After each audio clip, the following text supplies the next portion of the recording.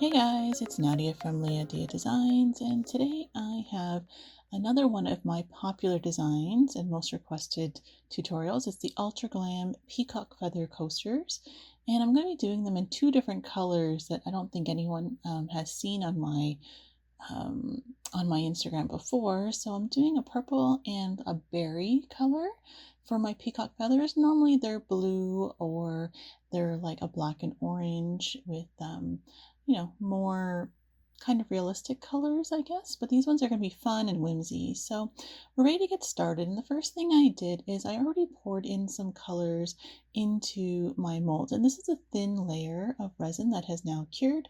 And I'm just getting my glitter sorted out.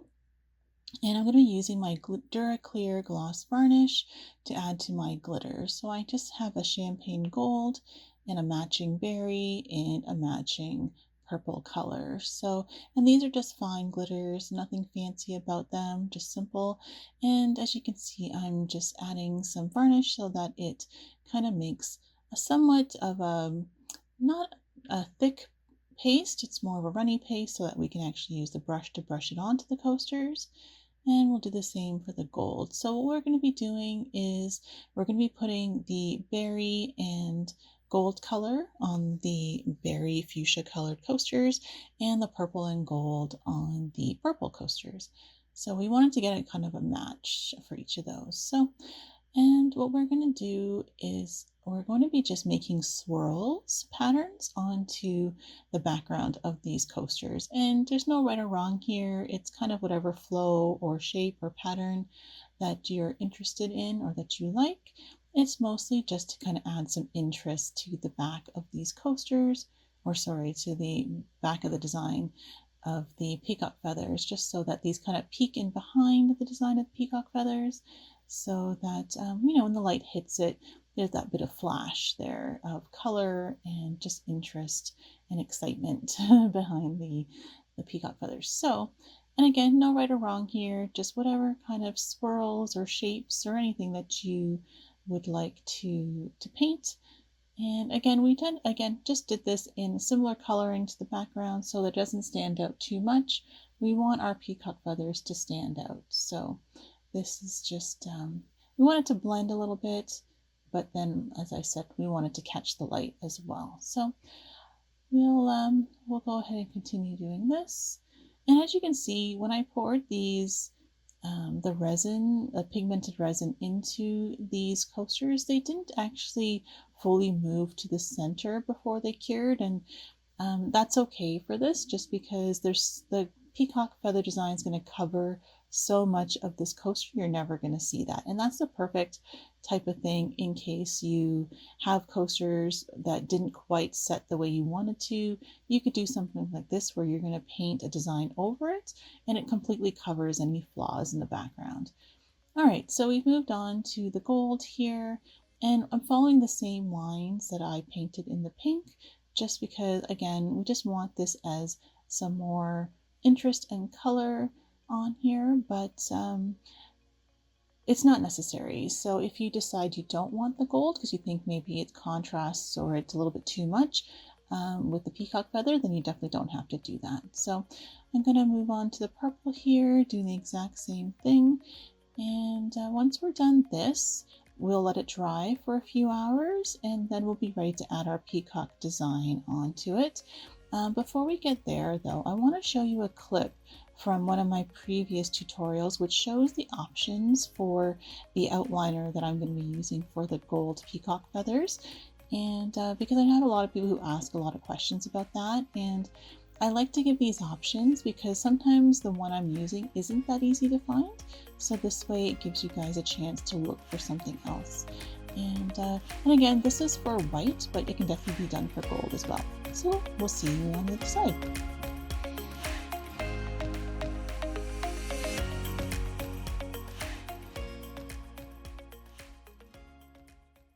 Okay guys, so let's talk about how to draw on your resin.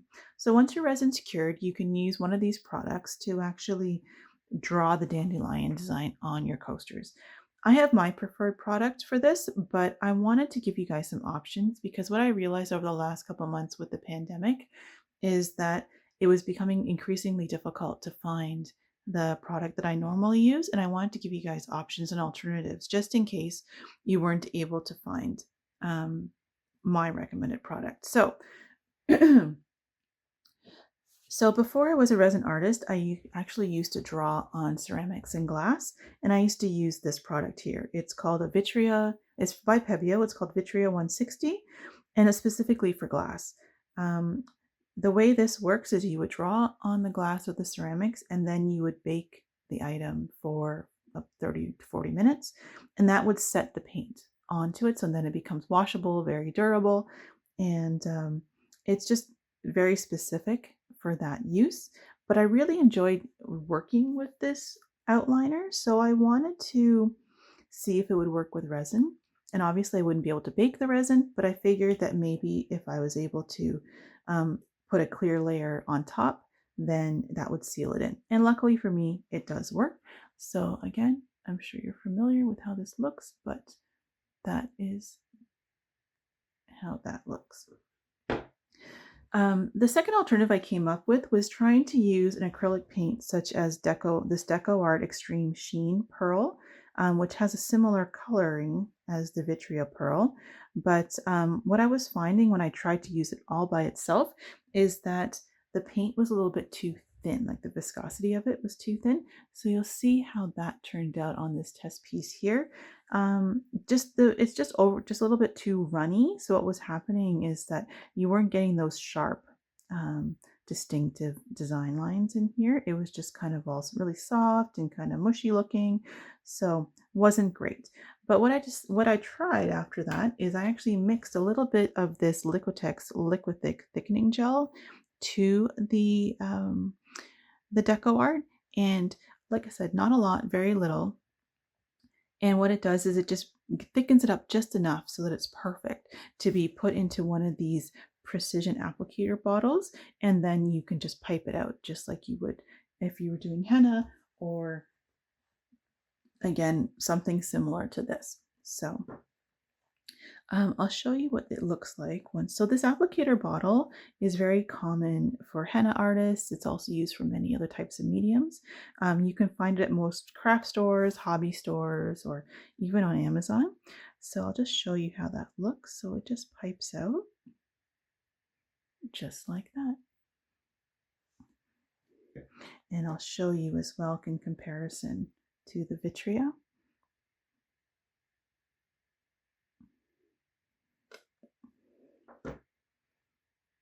So there you can see it. They're very similar, a little bit different in coloring, but very, very, very similar.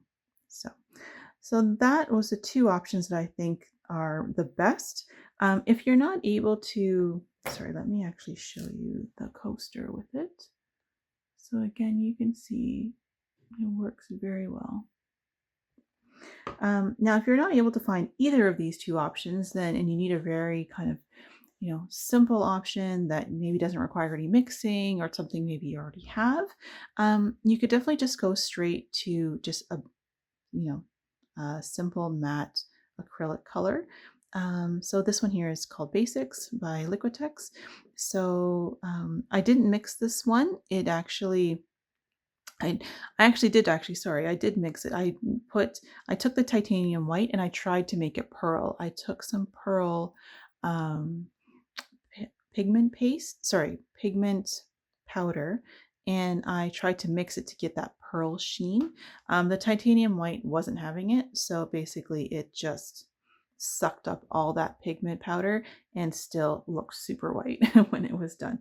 So I'll show you what that looks like here. So you can see it doesn't have that pearlescence to it. It's more of a flat white, but it does have a similar look. So like I said, and if you can't find any other products, this one works just as well in terms of holding up its shape and getting the design done for you. It just doesn't have that pearlescence to it. And maybe if you do find a brand similar to this that does have a pearlescent color, that might work just fine as well. I wasn't able to find any, just kind of rummaging around what I have in stock here. So I use this and I think it worked just fine as a quote unquote basic option. And again, I just put that inside one of these precision applicators that has the metal tip, and then I just piped it through. So again,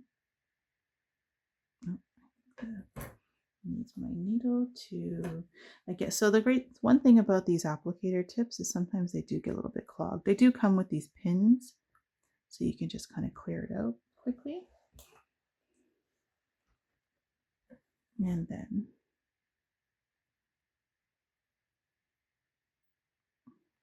again, piping a line. So there you go. So you can see how much whiter that is than the pearl. So again, it can definitely work depending on the design you're looking for or just what you have available to you. So there you go. So those are the three options. Hopefully between these three, you can find something that works for you.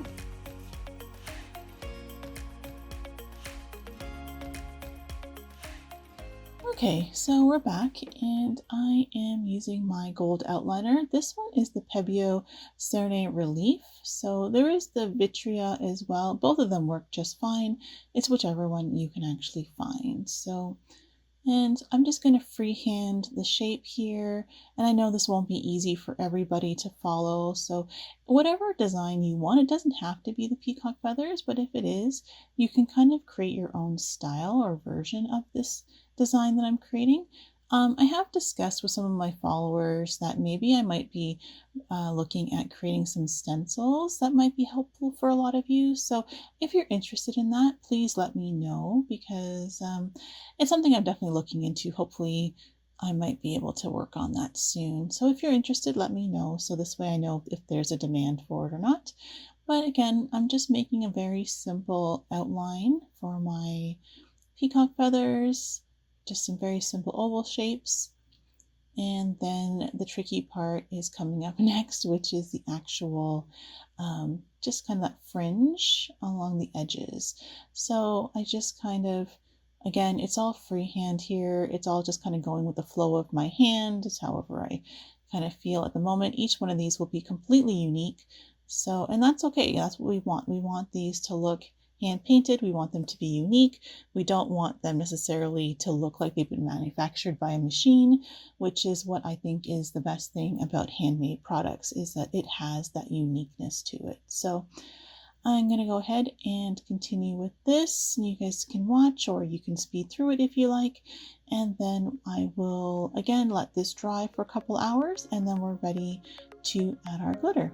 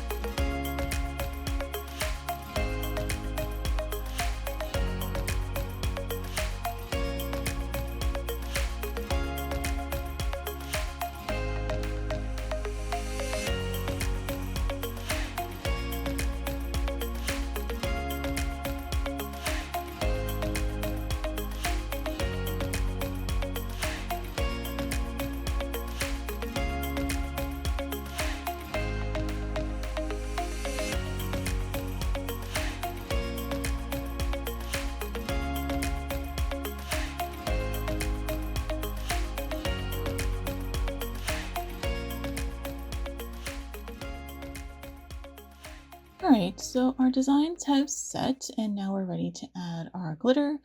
And I have a mix that I've created using some of these glitters from Glitter Babes and also some glitter from Hemway. So I do a lot of custom mixes with my glitters. So just to get the exact look and the coloring that I want. And again, I'm going to be using my DuraClear, which I will be mixing my glitter with. Actually looks like I've already done it here.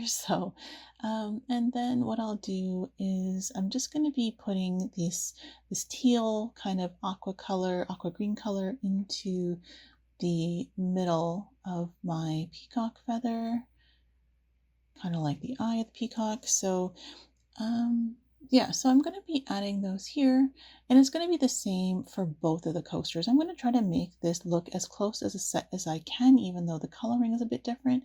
So the center is going to get the same color, and then the ring that's directly outside of this color is going to be the same as well. It's kind of a coppery bronze color, and then outside of that, the final layer is actually going to be unique for each coaster, where the glitter is going to match or as close as possible match to the background color or to the glitter that we've already painted to the background color. So that's kind of the idea. So that will be the thing that's different between the two in terms of the glitter that we're adding here. So I'll go ahead and finish that. And again, once this is done, we'll leave it to dry for a few hours, and then it'll be ready for top coating. So when it comes to this glitter here, it really depends on your gloss varnish of how long you need to let it dry. Sometimes mine, if I make it a little bit thick, like if I'm adding a lot of glitter and it's a little bit thick, then sometimes I'll leave it overnight. So it really just kind of, the main thing is to make sure that your glitter and your gloss varnish is fully dry, because if it's not, then you will get some cloudiness in your resin. So you don't want that at all. You want to make sure it's fully dry. So just make sure you're checking that. And all right, so then I will go back into a time lapse and I will see you guys on the other side.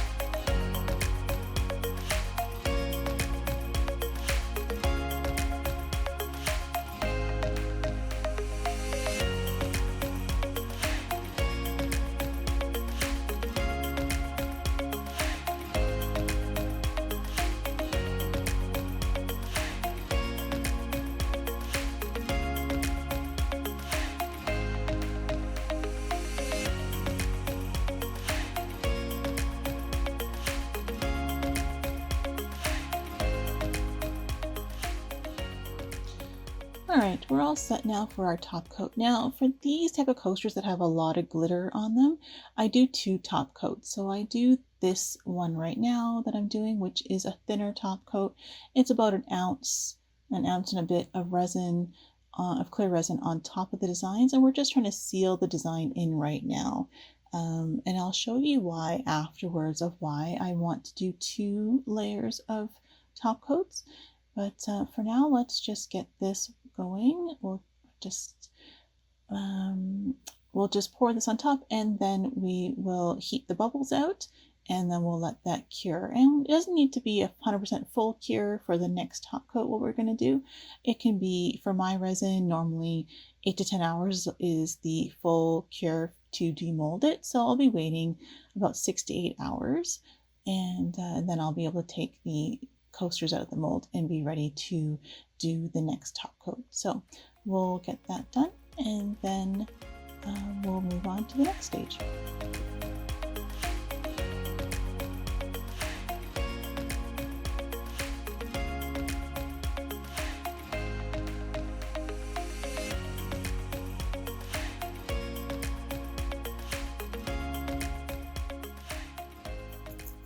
All right, so we're ready to now unmold these, and as you can see, actually, I'll just show you the back, and we'll get all of them unmolded first.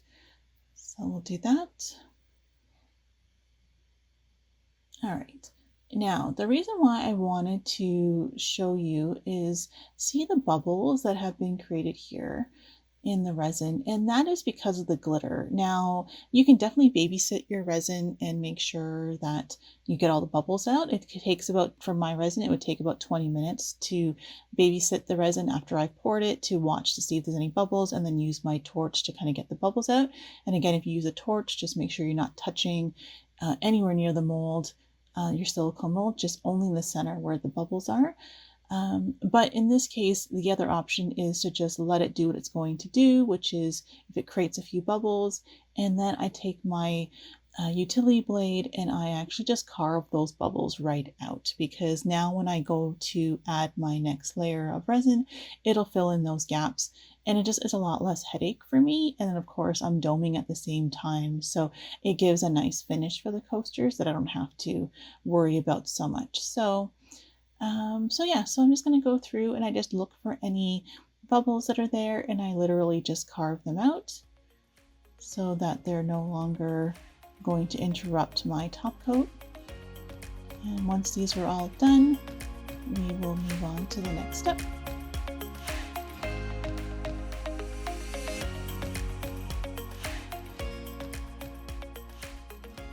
Alright, so if you've seen I have a previous video on how I dome my coasters, and what I'll do is I first kind of suspend them all up with these little cups, and so that this way, if there is anything of a drip, that it's not going to go towards the back of the coaster, it's just going to drip along the edges and stay there so that I can remove them easily later. All right, so we have those all set.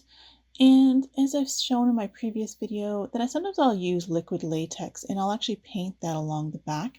If you guys want to see how that's done, I'll link that above and at the end of the video of the tutorial where I use that. This time I'm not actually going to do that. I'm going to be brave, and I'm going to just go ahead and see if I can very carefully dome without the silicone. Generally, it's pretty good. I can manage without, just because my resin is pretty thick with a medium viscosity, so it tends not to run too much down the sides.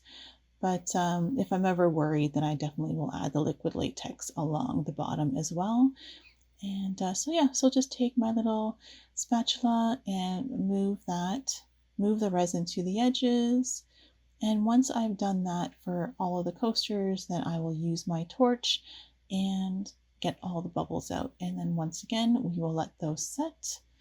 And this time they'll actually be done and ready to be finished with their painted edges. All right, so we'll go into another time lapse, and then once these are cured overnight, then we'll be ready to finish them off with their painted edges.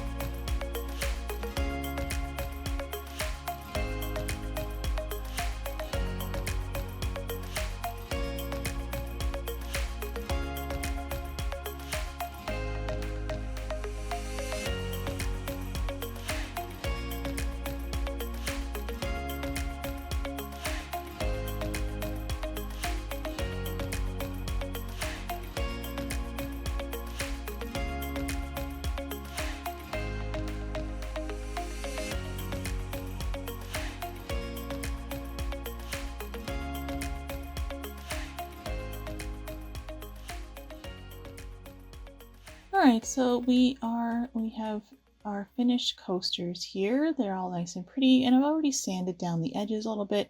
There's generally not too much of an edge to worry about when we dome, but just enough to kind of take off any roughness. And again, I can link the tutorial of how I do that. I finish my edges. I'll put it above here and also at the end of the video so you guys can see that as well. And the first step I do when I'm going to paint my edges is I take a little bit of my rubbing alcohol or my isopropyl alcohol, which I can never say. So, and I just rub a bit of the edges just to get any of my fingerprints or oils off of the coaster so that when I go ahead to add the edges, the paint, it's not going to peel away. So now this is a paint that I use most often. These are model paints. So testers is for like model cars and things. And they come in a few different colors. Metallics are beautiful. I also use the DecoColor as well, but I actually prefer this paint. So it's a little bit more work just because I have to use a paintbrush to paint it on, but that tends to be my preference anyway. But I know that a lot of people love the markers and there's no issues with that.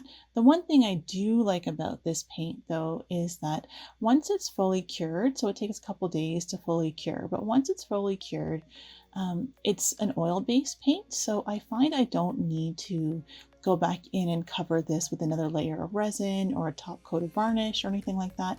It's generally ready to go once it's fully cured. It doesn't scratch or rub off or have any issues with that. So that's one of the reasons why I really like this paint as well. So you can get this at your local hobby store. I show two different names there. One is Testers and one what I think was called Model Master. I believe that the Testers version is being discontinued and was replaced with the Model Master. So just if you're looking, just know that that's that one of them might be discontinued unless I just got the wrong information. So take a look and see what you could find. If I can find links, I will put them in the description underneath this video. But again, that I don't generally get these from one specific place. I kind of search the internet for them. So yeah, like I said, I'll try to see if I can find something, but if I can't, you guys can definitely do your own search, or you can use many of the other types of markers for this edging as well. So there we go. And as you can see, it is super shiny and it's really pretty. And we will again suspend that up on a cup.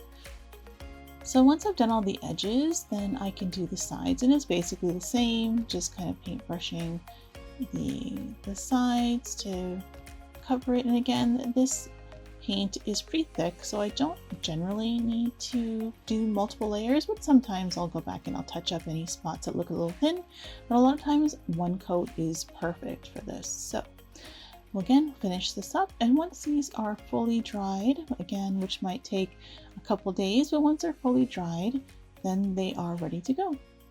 So I'll just finish this one up here, and it just gives a really nice shine. This metallic is so pretty, and again, it's not too bright. It's a kind of almost a champagne, not quite, but it just gives that nice shine when you look at it in the light. And we're almost done here. There we go. And there you go. You can see how pretty even the edges look. And leave those to dry. And there's our final edges for all of our coasters. They're all done. And I just really like how this set turned out. And there they are, all done. And I love how sparkly this set is, and that's the reason why I call these my Ultra Glam. They're just so sparkly and pretty, and I love the mix and match colors of this set. So let me know what you guys think. Definitely leave your comments down in the comment section, and we'll see you next time. Don't forget to like and subscribe. Thanks so much. Take care. Bye.